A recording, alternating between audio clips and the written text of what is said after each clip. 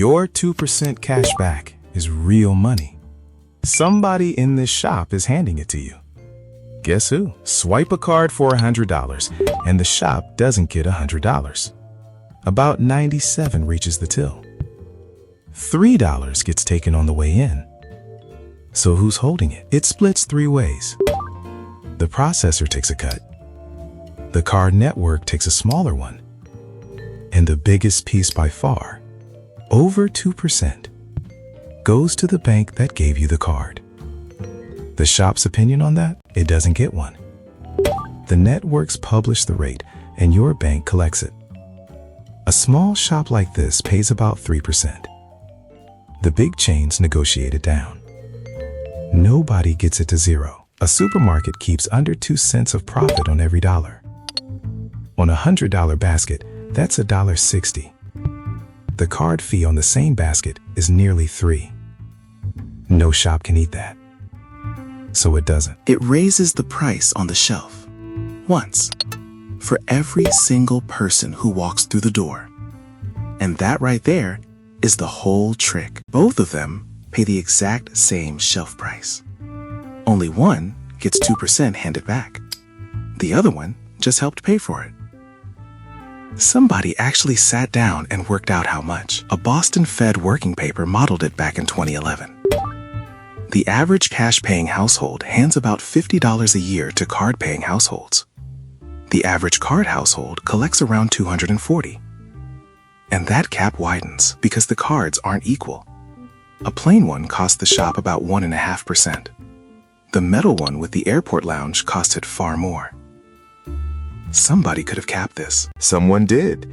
Congress capped debit cards, and the cap landed in 2011. 21 cents plus a rounding error. Credit cards were left completely alone. Watch what the banks did next. They started shoving credit cards at everybody. Bonuses, cash back, points, lounges. That entire marketing war is funded by the shop you're standing in. And it adds up to a number. The Nielsen report added up every card fee American shops paid in 2024. $187 billion. Ask a shop owner what that ranks as. Right behind wages, they'll tell you. Second biggest cost in the whole business. And if you clear your card every month, you aren't the victim here. You're the winner. That's exactly what the system needs you to be. Somebody else is funding your prize. About half of card accounts carry a balance into the next month. On that balance, the average rate today is north of 20%. That isn't a fee on a purchase anymore. That's a second pipe entirely. 2 pipes, 1 vault. In 2024, the swipe fee took $187 billion out of the shops.